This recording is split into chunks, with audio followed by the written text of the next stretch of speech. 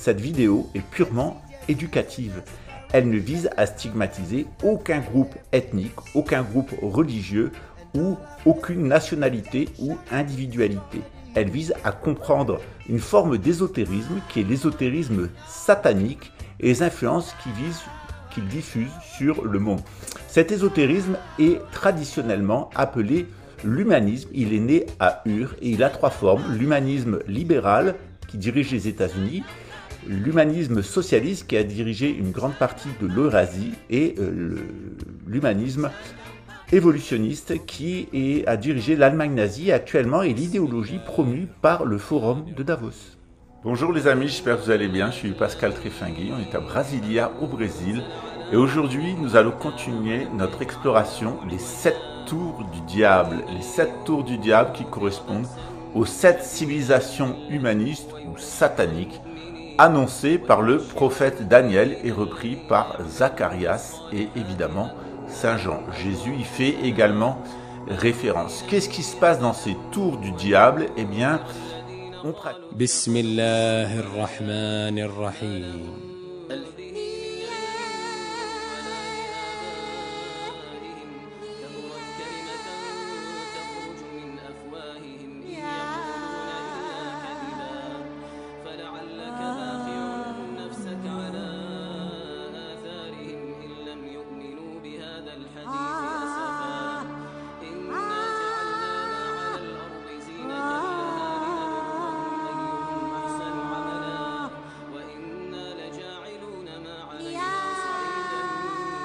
Qu'est-ce qui se passe dans ces tours du diable? Eh bien, on pratique la magie noire. La magie noire est basée sur la pédophilie, la drogue, les invocations à Satan, les crimes rituels, la lycanthropie et un certain nombre d'activités absolument détestables qui permettent d'incorporer les anges déchus, ceux du mont Hermon, dont le culte principal était à Pergame dans l'actuelle Turquie. Ce centre, avec l'apparition de l'islam, s'est déplacé vers l'Occident pour se localiser en Suisse, qui est le siège de Satan. Ne vous étonnez pas que toutes les influences nauséabondes du monde moderne et toutes les attaques sataniques viennent de la Suisse. Vous trouvez là l'intégralité des organisations internationales, du système bancaire, des sièges de grandes sociétés impliquées dans la guerre, dans la drogue, dans le trafic d'êtres humains, dans les produits chimiques, etc. La Suisse est véritablement la synagogue de Satan. Alors je ne parle pas des Suisses en général, je parle surtout d'une lignée de lycanthropes, une lignée de drogués, de lucifériens, dans laquelle on trouve par exemple la famille Schwab et bien d'autres familles typiquement suisses. Ces familles se sont trouvées impliquées dans l'anthroposophie de Rudolf Steiner et ses écoles Waldorf, qui sont chargés de véhiculer l'influence luciférienne. Les enfants, notamment, subissent une sorte de contre-rituel luciférien. On les fait rentrer dans une spirale avec des bougies de lumière, au terme de laquelle on leur remet une pomme. Ce rituel luciférien est fait chez tous les enfants qui sont victimes de la secte steinérienne. Quelle est l'origine de cette secte, celle de Rudolf Steiner? Eh bien, Rudolf Steiner a été pendant 10 ans le président de la Société théosophique d'Allemagne. Il avait pour homologue de l'autre côté de l'Atlantique, alors Rudolf Steiner niait au nazisme. De l'autre côté, on avait une autre secte, la Rose-Croix, celle qui a fabriqué et construit les Guidestones of Georgia avec son programme de génocide, exterminer 7 milliards d'Homo sapiens sapiens, nous dit Yuval Harari, pour avoir 500 millions de personnes qui seraient contrôlées mentalement par l'intelligence artificielle et physiquement par des nanorobots. Les nanorobots existent bien, c'est une technologie de contrôle de notre usine chimique par ces nanorobots. En 1850, déjà, Dostoïevski y faisait référence dans son livre Crime et Châtiment. Et cette théosophie qui a donné l'anthroposophie du côté allemand et nazi et la Rose-Croix du côté du business plot de ce groupe fasciste à laquelle appartient Bush, etc. C'est un groupe qui voulait faire un coup d'État contre le président Roosevelt. Eh bien, derrière cette théosophie, qui a ses deux émanations actuelles, la Rose-Croix aux États-Unis et l'anthroposophie de Rudolf Steiner en Europe, c'est des sectes de nazis, des sectes à nazis. Ils sont nationalistes, socialistes et cartésiens, mais ils ont un culte irrationnel. on le verra demain dans le cours de cosmologie, il y a un culte totalement irrationnel. Ce culte irrationnel, Blavatsky, la créatrice de la théosophie, qui est la pseudo-initiatrice de Rudolf Steiner et de la secte Rose-Croix, eh bien, elle a appris cela dans le cadre de l'islam. Elle a fréquenté les lycanthropes des cimetières du Caire qui pratiquaient eh bien, la nécromancie, mais aussi la nécrologie, puisqu'ils avaient des rapports sexuels avec des cadavres. Et ils absorbaient le sang des morts ou ils utilisaient les influences subtiles des morts pour obtenir de la magie. On est véritablement dans ce qu'on appelle le sihr, avec les houris, la magie noire islamique. Vous savez que moi, c'est un sujet qui me touche puisque ma grand-mère pratiquait le sihr et que je suis un zouri. Et donc, on est attaqué toujours par ces sectes-là qui veulent absolument notre sang parce qu'on a un certain nombre de dispositions spirituelles, un lien assez particulier avec Allah. Si vous le voulez bien, à la suite, je vous mets un petit extrait de cette magnifique émission italienne sur les 7 tours du diable que vous pourrez trouver en intégralité sur Dailymotion. Regardez-la avec évidemment un mental critique, mais il y a un certain nombre de données très importantes qui sont données. Derrière l'anthroposophie de Rudolf Steiner, derrière la Rose-Croix aux États-Unis, il y a la secte théosophique. Cette secte théosophique a été fondée par Blavatsky à partir de l'Égypte, à partir des résidus psychiques et de la magie noire islamique ou anti-islamique. Et évidemment, tout ça s'est assis à l'origine sur le socialisme français, en particulier sur le spiritisme d'Allan Kardec. Ça me touche aussi, puisqu'Allan Kardec est un de mes compatriotes, il était breton. On a véritablement là l'apparition d'une synagogue de Satan, les Alewa al-Shaitan, qui sont dédiés eh bien, à la diffusion d'influences néfastes.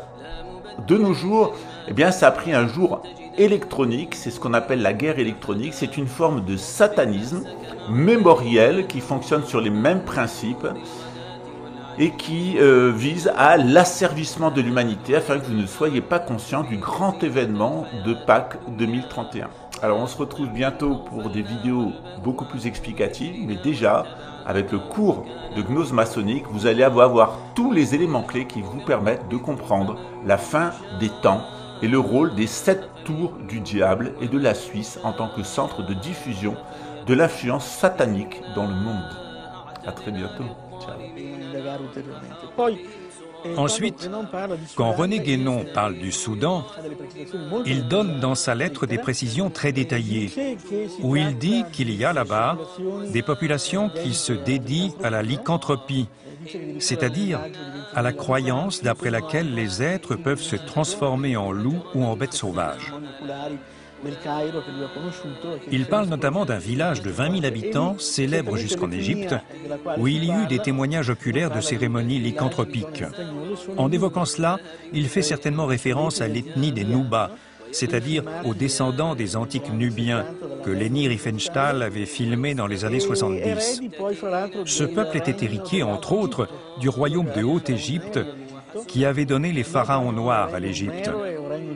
On le connaît aussi sous le nom du royaume de Méroé, royaume de Couche, et dont on a gardé de nombreuses ruines égyptiennes néolithiques. Ces ruines ont donc le pouvoir de posséder énergétiquement et spirituellement. Évidemment, d'après ce que l'on comprend de la tradition des tours du diable islamique, elle se réfère à la magie noire islamique. Les personnages dont on parle sont donc des mages noirs, entre guillemets musulmans, qui aimaient fréquenter des lieux de pouvoir, en particulier des lieux solitaires comme peuvent l'être des tours ou les ruines d'édifices désaffectés, et dont la solitude leur permettait de se consacrer à leur méthode personnelle de contemplation.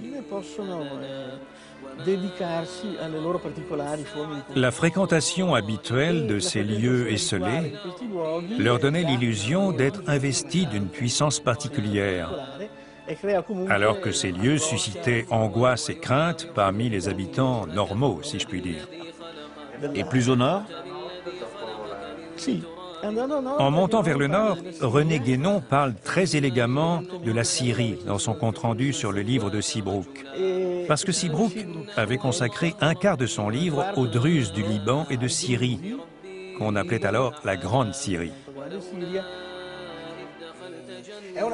C'est une question d'ordre terminologique. Dans la tradition gréco-latine, l'origine de cette science renvoie aux mages perses. Rimanda l'origine di questa scienza ai magi persiani. Dans la tradition islamique, et donc en arabe, le fait d'utiliser le mot Magius signifie parler de zoroastrisme, c'est-à-dire de manichéisme.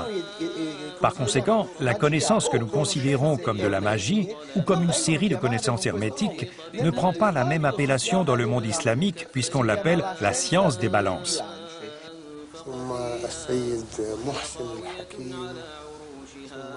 Depuis toujours, l'islam conjugue la foi à l'action politique, sociale et militaire pour défendre les lieux sacrés. La magie est un héritage antique. Elle entre dans l'enseignement de l'islam, car l'homme doit agir directement avec la foi et politiquement. C'est ça, la magie du combattant.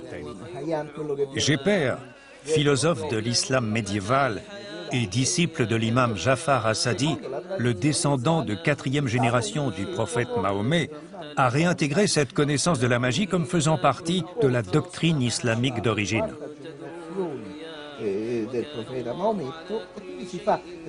Cet apprentissage de la magie s'est ensuite enrichi des connaissances provenant des Chaldéens, des mages, des Grecs.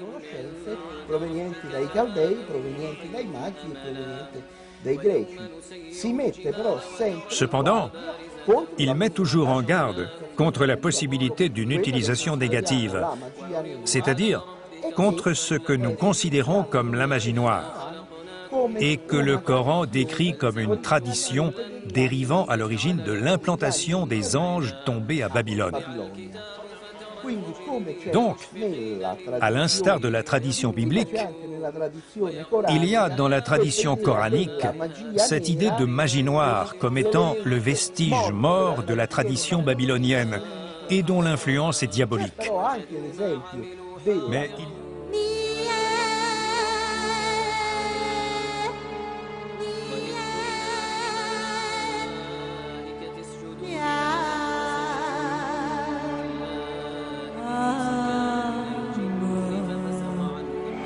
My dream is to fly over the rainbow so high. Check yourself now.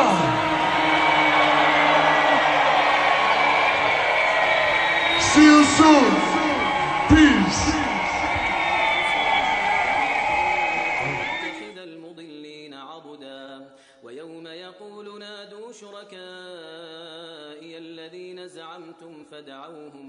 فدعوهم فلم يستجيبوا لهم وجعلنا بينهم موبقا ورأى المجرمون النار فظنوا أنهم مواقعوها ولم يجدوا عنها مصرفا ولقد صرفنا Tachidele, je voudrais envoyer un remerciement particulier aux personnes impliquées dans le mouvement Rastafari que j'ai pu contacter et qui m'ont donné des éclaircissements sur l'idéologie du rastafarisme, l'intention de Bob Marley et le travestissement de sa pensée par l'écolofascisme nazi. À très bientôt.